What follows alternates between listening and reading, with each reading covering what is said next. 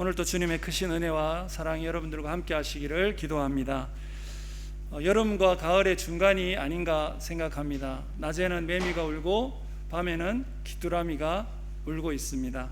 이제 여름도 얼마 안 남은 것 같은데 여러분들이 마지막 더위에 또 건강하시고, 그리고 코로나의 상황도 계속해서 있지만 더위에 그리고 코로나에 또 여러 가지 어려움들을 하나님께서 잘 넘어가게 해주시기를 간절히 기도합니다. 우리가 이 땅을 살아가는 동안에 아주 중요한 두 가지의 관계가 있습니다. 하나는 하나님과의 관계입니다. 그리고 또 하나는 사람들과의 관계입니다.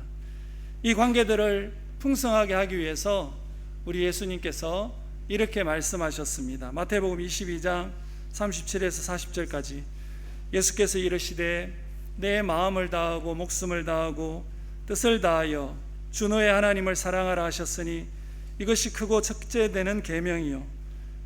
두 번째 같이 읽겠습니다.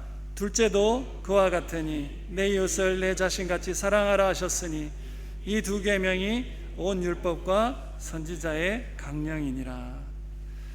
우리의 모든 관계에서 무엇보다 필요한 것이 사랑이라고 말씀하고 있습니다. 그 사랑을 위해서 계속해서 말씀드리지만 하나님께서 10계명을 우리에게 주셨습니다. 그래서 1계명부터 4계명까지 하나님을 사랑하는 것, 어떻게 해야 되는지, 그리고 그것이 무엇인지를 우리에게 가르쳐 주셨습니다. 우리가 그 배운 1계명부터 4계명을 늘 기억하시면서 하나님을 사랑하시는 여러분이 되시기를 주님의 이름으로 부탁합니다. 그리고 오늘은 5번째 계명을 함께 나누기 원합니다. 5번째부터는 사람과 사람 사이의 사랑에 대한 계명들이 나옵니다. 첫 번째부터 네 번째까지는 하나님을 사랑하는 계명, 그리고 5번째부터는 사람을 사랑하는 계명으로 나뉘어 있다고 생각하지만, 그러나 사실 이 두 개는 별개의 것이 아닌 것을 알게 됩니다. 요한일서 4장 20절 21절 말씀엔 이렇게 나와 있습니다. 누구든지 하나님을 사랑하노라 하고 그 형제를 미워하면 이는 거짓말하는 자니 보는 바 그 형제를 사랑하지 아니하는 자는 보지 못하는 바 하나님을 사랑할 수 없느니라. 우리가 이 계명을 주께 받았나니 하나님을 사랑하는 자는 또한 그 형제를 사랑할지니라 말씀하고 있습니다. 하나님을 사랑하는 것은 사람을 사랑하는 것입니다. 우리는 하나님을 사랑하기 원합니다. 하지만 그러기 위해서는 사람을 사랑해야 합니다. 우리는 하나님을 사랑하기 원합니다.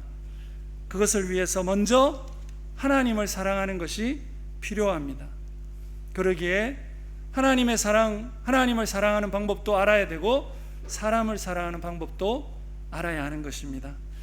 먼저 사람들과의 사랑에 대한 6개의 계명 중에 첫 번째 계명인 오늘 말씀을 다시 한번 같이 읽어보겠습니다. 내 부모를 공경하라.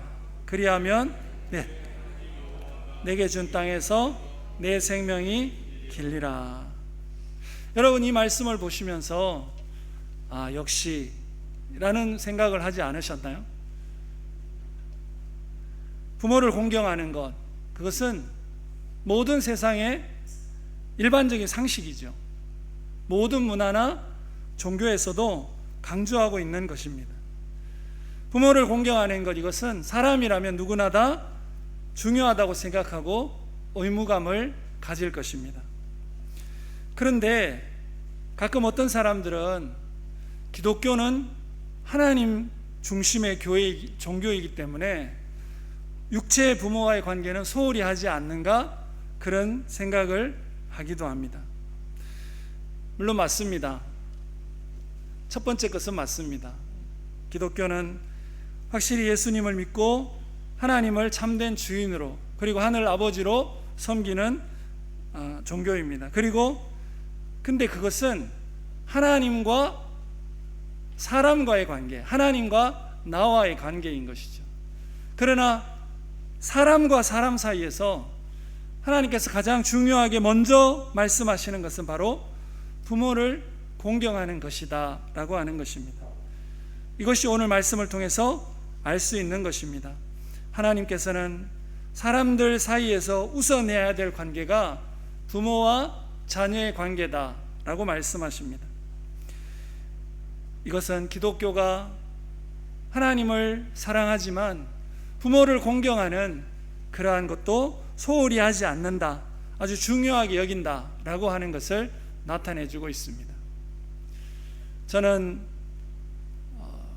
경상북도, 한국의 경상북도 북부에 있는 예천이라고 하는 곳의 출신입니다. 안동이라고 하면 여러분들이 더 잘 아시겠죠? 안동 옆에 예천이라고 하는 곳에 있습니다. 그 예는 예의가 바른 예자고, 천은 물이 맑다 하는 천입니다. 즉 시골이라는 이야기죠. 예의가 맑고 좋고 물이 맑은. 저희 아버지는 제가 어렸을 때 동네에서 한문을 가르치신 분입니다. 뭐 서당이라고까지는 할 수 없는데 학교가 끝나면 아이들을 모아놓고 한문을 가르치셨던 분입니다. 저도 학교 끝나면 가서 천자문부터 시작해서 명심보감, 그리고 사서삼경, 지금은 다 잊었지만 그런 것을 조금씩 배웠습니다. 그 모든 것이 중국에서 온 유교의 그 교리를, 가르침을 바탕으로 하고 있습니다. 저희 아버지는 저희 지역의 그 유교의 지도자 중에 한 분이셨습니다. 그러니까 저는 어릴 때부터 부모에게 효도해야 된다는 말을 기가 아플 정도로 많이 들었습니다. 그런데 어느 날 저희 동네에 교회가 생겼습니다. 천막으로 된 교회입니다. 저도 천막으로 된 교회를 세울 때 도왔습니다. 그리고 그 교회에 놀러 갔습니다.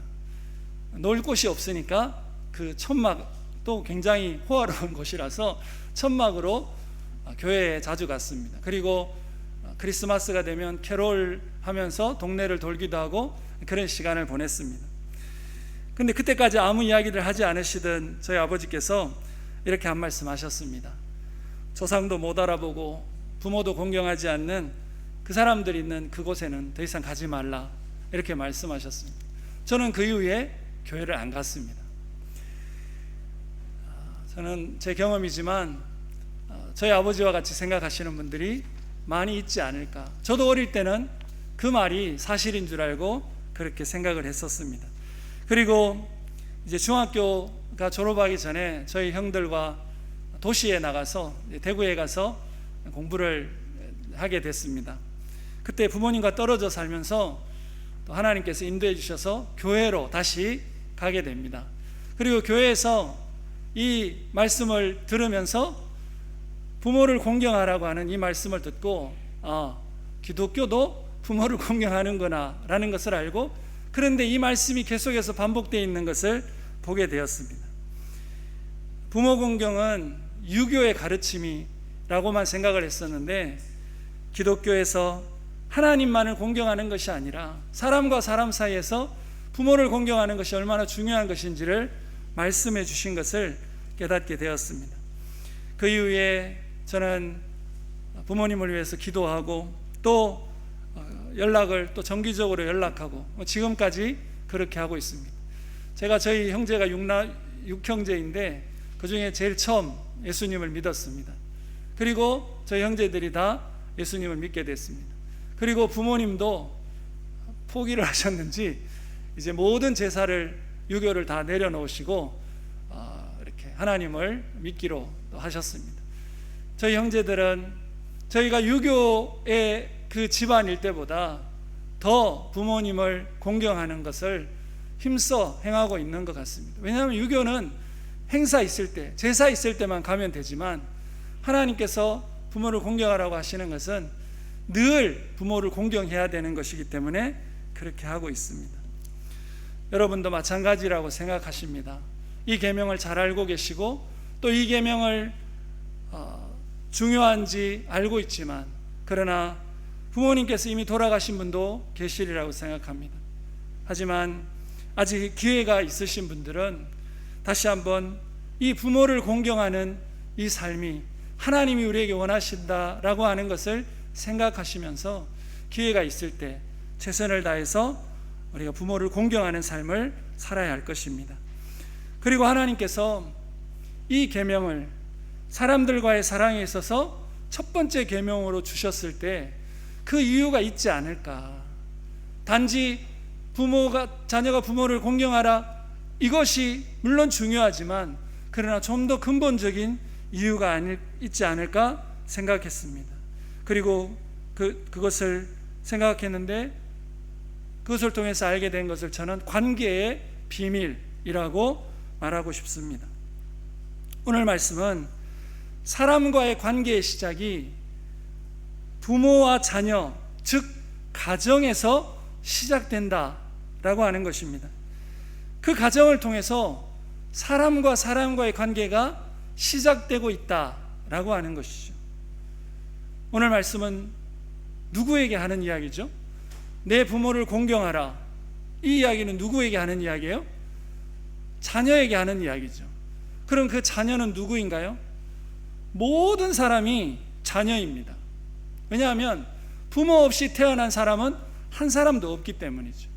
만약 이 십계명이 반대로 내 자녀를 공경하라, 내 자녀를 사랑하라라고 만약에 나왔다고 하면 그런 결혼을 안 한 사람도 있고 또 때로는 자녀가 없는 사람도 있을 텐데, 하나님께서 내 부모를 공경하라라고 말하는 것은 모든 사람이 그 자녀이기 때문에 이 대상은 모든 사람에게다라는 것을 알 수가 있습니다.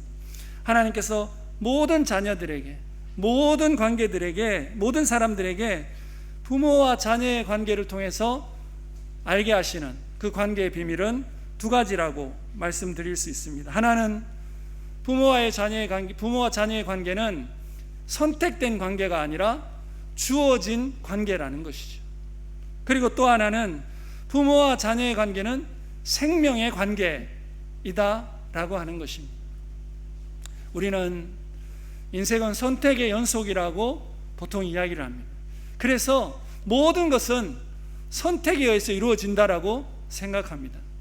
그러나 우리가 선택할 수 없는 것들이 이 땅에 많이 있습니다. 그 중에 한 가지도 바로 우리의 가정입니다. 부모와 자녀의 관계도 선택으로 이루어지는 것이 아니라는 것이죠. 누군가에게 주어지는, 어떤 힘에 의해서 주어지는 것이라면, 그러면 누구에 의해서 그 시작이, 누구에 의해서 이 가정, 이 관계가 시작될 것인가, 그거를 우리가 우리의 부모, 또 그 위의 부모, 또 그 위의 부모를 거슬러 올라가 보면 이 관계를 시작하시는 분이 계시다라고 하는 것을 알 수가 있습니다. 그분은 바로 우리 하나님이십니다. 하나님께서 지난주에 우리가 안식일에 대한 이야기를 했지만, 태초에 천지를 창조하시고 나서 두 가지를 사람들에게 주셨습니다. 한 가지가 안식일을 주셨습니다. 안식일은 너가 사람으로서 하나님께서 너를 창조하시고 하나님께서 너를 만드셨다라는 것을 기억하고 감사하라 라는 의미로 안식일을 주셨습니다. 하나님과 사람과의 관계를 기억하기를 원하시는 거죠. 축복하기를 원하시는 거죠. 그리고 또 하나 하나님께서 주신 것이 있는데, 그것이 바로 가정이라는 것입니다. 하나님께서 아담과 하와를 통해서 처음 가정을 만드셨습니다. 그리고 그 가정을 통해서 자녀가 태어나게 하셨습니다. 하나님께서 이 가정을 통해서 사람과 사람과의 그 관계가 가정을 통해서 이루어지는 것인 것을 알게 하셨습니다. 안식일이 사람을 위해서 주어진 것처럼 이 가정 또한 사람을 위해서 주어졌다라는 것이죠. 이 가정은 하나님께서 만드신 선물이고 하나님의 계획인 것입니다. 그런데 이 땅을 살아가면서 우리가 경험해 보면 우리의 가정뿐만 아니라 우리의 많은 삶의 관계들이 내가 선택해서 이루어지기보다 하나님에 의해서 인도되어졌다라고 하는 것들이 더 많이 있다라는 것을 생각하게 될 것입니다. 그렇기 때문에 오늘 이 5계명의 말씀 속에 담긴 하나의 비밀은 모든 관계는 하나님의 인도하심에 의해 이루어진다라는 것이죠. 그래서 하나님의 인도하심을 믿고 하나님이 나를 이곳으로 보내시고 하나님이 나를 여기까지 인도하셨다는 것을 믿는다면 첫 번째 우리가 해야 될 것이 바로 부모를 공경하는 삶인 것이죠. 하나님이 나를 이 가정에 보내시고 하나님이 나를 이 공동체에 보내시고 하나님이 나를 여기에 보내시고 이 사람들을 만나게 하셨다라고 하는 것을 믿는다면, 하나님의 인도하심을 믿는다면 우리가 해야 될 그 한 가지가 바로 주어진 사람들에 대해, 만나게 하신 사람들에 대해 감사하고 그들을 소중하게 여기고 그들을 공경하는 것, 그것이 하나님이 이 말씀을 통해서 우리에게 하시는 것이 아닌가 그렇게 생각을 합니다. 그리고 또 한 가지가 바로 생명에 관한 것입니다. 여러분, 자녀가 부모를 공경해야 되는 가장 큰 이유가 뭘까요? 그것은 바로 생명을 주었기 때문에 그렇죠. 그 생명이 부모에게서부터 전달받은 것이기 때문에 그렇습니다. 그리고 우리는 그러면 이 생명은 어디서부터 시작되었는지 그 기원을 거슬러 올라가 보면 하나님께서 사람을 창조하시고 사람의 생명을 하나님이 주셨다라는 것을 발견하게 됩니다. 그래서 생명의 근원이 바로 하나님이신 것을 알게 됩니다. 그래서 자녀가 부모를 공경하는 것은 너의 생명을 주신 그분을 공경하는 것이고, 이것은 생명의 근원이신 하나님을 공경하는 것과 동일하다라고 하는 것입니다. 많은 사람들이 부모를 공경하지 않는 모습을 보입니다. 왜 그럴까? 그 이유를 생각해 보면 그 근본적인 이유는 자신의 생명에 대한 감사가 없기 때문에 그렇죠. 자신이 이 땅에 태어나고 자신이 이렇게 살고 있고 생명이 주어진 것을 감사하고 소중하게 생각하고 자신의 생명을 소중하게 생각하는 사람일수록 이 생명을 주신 부모님께 감사하게 되고 부모님을 공경하게 되는 것이죠. 그리고 이 생명의 근원이 하나님께 있다라는 것을 알게 됩니다. 이것은 오늘 이 계명을 통해서도 발견하게 됩니다. 이 10계명 중에 약속 있는 계명이 이 계명입니다. 다시 한번 읽어볼까요? 시작. 내 부모를 공경하라. 그리하면 내 하나님 여호와가 내게 준 땅에서 내 생명이 길리라. 여러분, 생명이 길다라는 말은 뭐 오래 산다는 말도 되겠죠. 생명을 풍성하게 하신다는 말도 되겠죠. 그러나 더 중요한 말은 누가 우리에게 생명을 길게 할 수 있겠습니까? 누가 우리의 생명을 약속할 수 있겠습니까? 바로 생명을 주신 분이 우리의 생명을 길게도 하고 짧게도 하고 풍성하게도 하고 빈곤하게도 하시는 그분이 바로 우리 하나님이시다라는 것이죠. 이 부모를 공경하라는 이 말에 우리의 생명이 하나님에게서 주어진 것이다 라는 것이죠. 그러나 그냥 주어진 것이 아니라 하나님이 우리에게 주신 이 생명은 누구를 닮는 생명이 됐을까요? 부모와 자녀를 보면, 여러분, 제가 사진을 준비하지 못했는데 일본말로 소쿠리라는 말이 있더라고요. 정말 붕어빵처럼 닮은 그러한 부모와 자녀 대부분이 다 그렇죠. 모양이 안 닮을 수도 있습니다. 그러나 그 유전자 DNA가 닮는 거죠. 부모와 자녀의 관계를 통해서 단지 생명이 아니라 닮은 생명이라는 거예요. 하나님이 우리를 만드셨을 때 우리를 어떻게 만드셨죠? 우리의 형상대로 만들자, 우리의 모양대로 만들자, 그렇게 말씀하셨습니다. 삼위일체 하나님께서 모여서 이 사람을 하나 만들 때 우리를 닮은 유전자 DNA를 가진 그러한 사람으로 만들자고 하셔서 우리가 되었다라는 것이죠. 그렇다면 자녀가 부모와 닮았다면 모든 생명이 하나님을 닮은 생명이죠. 그러면 모든 사람이, 생명을 가진 모든 사람이 그 안에 하나님의 DNA가 있고 하나님이 만드셨다라는 것이죠. 그러면 그 사람이 어느 한 사람 중요하지 않은 사람이 있겠습니까? 없는 거예요. 우리가 볼 때는 높은 사람이 있고 낮은 사람이 있고 우리가 볼 때는 부자가 있고 천한 사람이 있어 보이지만 하나님 보실 때 모든 생명은 하나님을 닮은 그 생명이라는 사실입니다. 그거를 알 수 있는 거 잠언 14장 31절 말씀 같이 한번 읽어보면 좋겠습니다. 가난한 사람을 학대하는 자는 그를 지으신 이를 멸시하는 자요, 궁핍한 사람을 불쌍히 여기는 자는 주를 공경하는 자니라. 왜 그렇습니까? 생명을 주신 분이 하나님이시기 때문에. 너희가 볼 때는 가난하게 보이고 너희가 볼 때는 불쌍히 보여, 궁핍해 보여도 모두가 다 하나님의 사람 같다라는 거예요. 하나님을 닮은 사람, 부모와 자녀가 닮듯이 하나님과 사람이 닮아 있다라는 거예요. 그러면 우리가 생각할 때 부모를 공경하라 이 말씀 속에 모든 사람을 하나님을 대하듯이 사랑하라고 하는 그 말이 들어있는 것을 우리는 발견하게 됩니다. 그 말씀을 오늘 제5계명에서 하나님께서 이 한 절 속에 담아 주시면서 우리에게 말씀해 주신 것입니다. 자, 그렇다면 이렇게 말씀해 주셨는데, 그렇게 하나님의 형상을 닮아 창조된 사람, 그 가정인데 왜 우리의 삶의 현장에서 부모를 공경하는 모습이 사라져 가고 있을까? 왜 우리의 삶의 현장에서 사람이 사람을 사랑하는 그 사랑이 사라져 가고 있을까?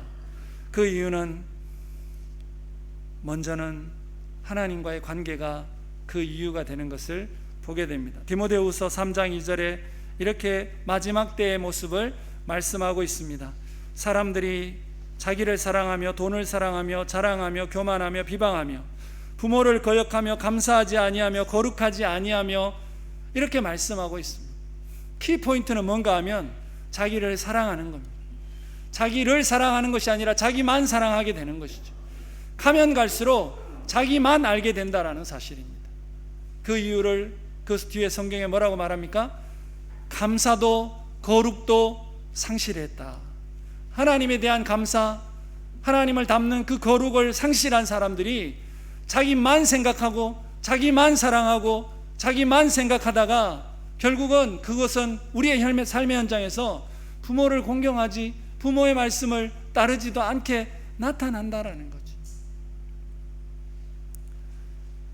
그래서 1계명부터 4계명까지 하나님을 사랑하는 것이 우리 사람을 사랑하는 것과 하나라는 것입니다. 아까 처음에 우리가 봤던 그 요한일서 말씀처럼 하나님을 사랑한다고 말하고 사람을 사랑하지 않는 것은 거짓이다 이렇게 말씀하시잖아요. 동일한 말씀이죠. 하나님을 사랑해야 다른 사람을 사랑할 수 있는 거라고 말하고 계시다라고 하는 것입니다. 하나님을 모르면 모든 사람이 남이 되는 것이죠.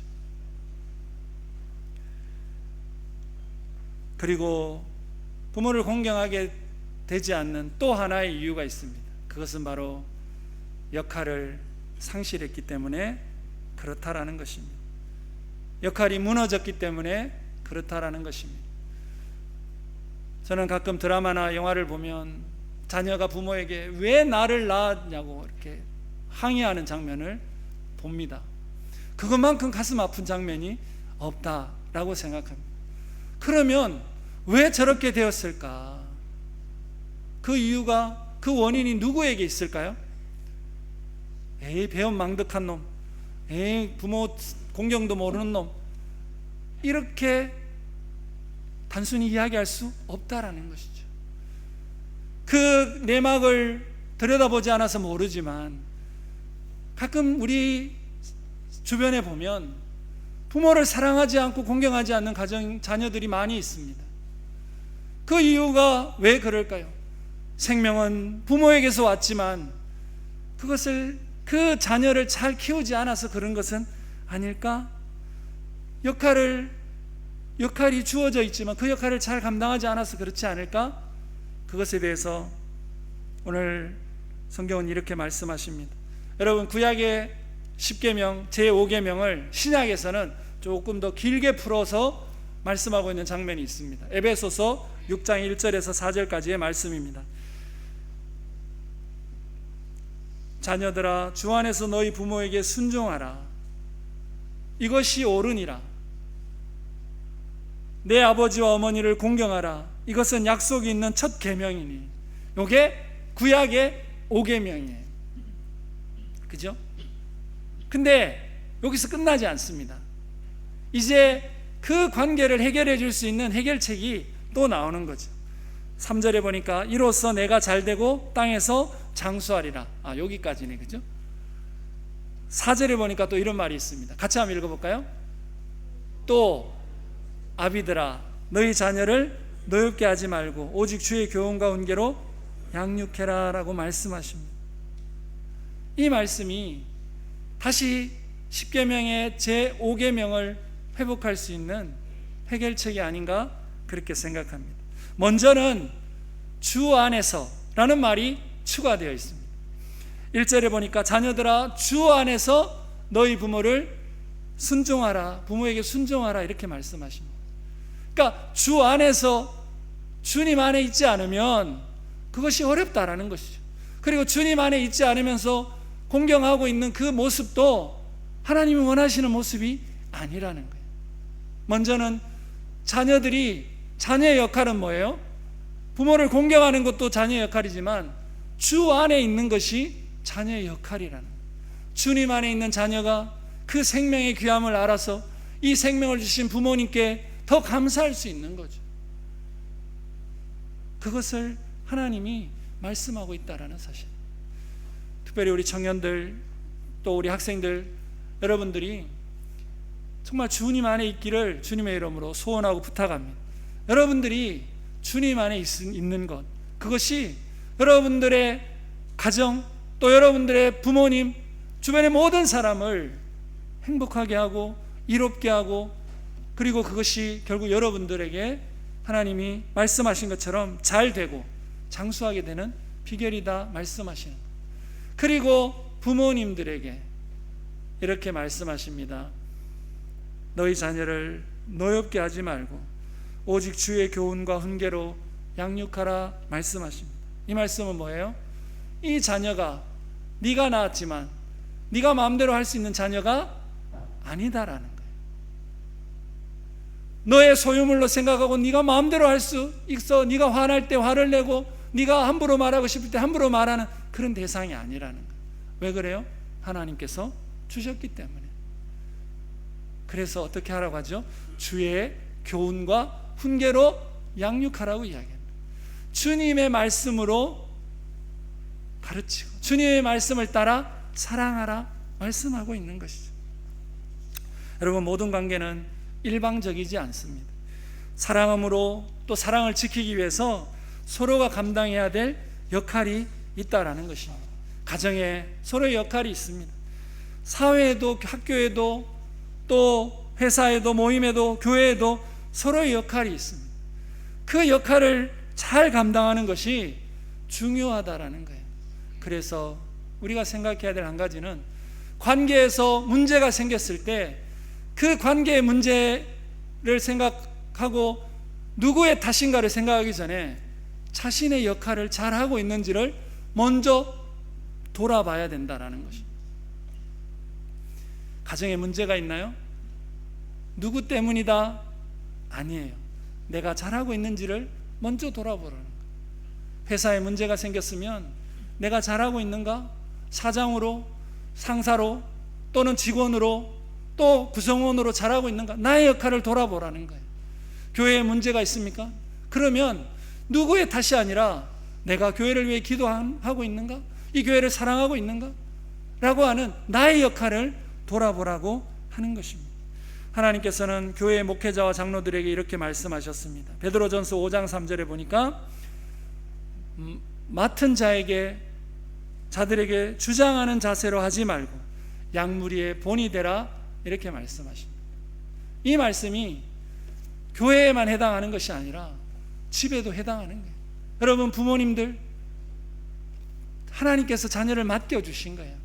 그러면 주장하는 자세로 하지 말고 본이 되라 말씀하시는 거죠. 회사의 상사로 또는 약구인으로 또는 사장으로 중역으로 있으십니까? 그러면 하나님께서 그 모든 것을 맡겨주신 거예요. 그러면 그 사람들 앞에서 내 것을 주장하지 말고 양무리의 본이 되라 이렇게 말씀하시는 것이죠. 교회도 마찬가지죠. 자신의 역할을 잘 감당하는 것, 그것이 하나님의 인도하심에 대한 믿음이고 함께 있는 사람들에 대한 공경이고 사랑이라는 사실입니다. 마지막으로 예수님이 하신 말씀을 함께 보겠습니다. 마가복음 3장 35절 말씀입니다. 같이 한번 읽겠습니다. 누구든지 하나님 뜻대로 행하는 자가 내 형제요 내 자매요 어머니니라. 이렇게 예수님의 말씀이십니다. 예수님은 육체의 부모, 육체의 가정도 중요하지만 예수님이 핏값으로 사신 이 영적인 가정도 중요하다 이렇게 말씀하십니다. 하나님의 믿음의 가정도 중요하다 이렇게 말씀하십니다. 그래서 어떻게 하면 더 잘 공경할까? 어떻게 하면 더 잘 섬길까? 그렇게 생각하게 됩니다. 왜냐하면 동경교회는 하나님께서 주신 믿음의 가정이기 때문에 그렇습니다. 모두가 다 하나님의 형상을 닮은 너무나 소중한 한 분 한 분이기 때문에 어떻게 섬겨야 더 잘 섬길까를 늘 고민하게 됩니다. 그리고 우리가 이렇게 앉아서 같이 예배드리고 있는 우리의 만남이 하나님이 주신 특별한 은혜이기 때문에 그렇습니다. 저는 지난 한 주 동안 너무 가슴 아픈 한 주를 보냈습니다. 지금도 그 마음이 있지만, 왜냐하면 저의 영적인 아버지 그리고 일본 선교의 모델이시고 저를 일본 선교로 이끌어 주시고 또 계속해서 제 옆에서 일본 선교에 대해서 또 저를 격려해 주시고 기도해 주셨던 목사님이 지난 목요일에 돌아가셨습니다.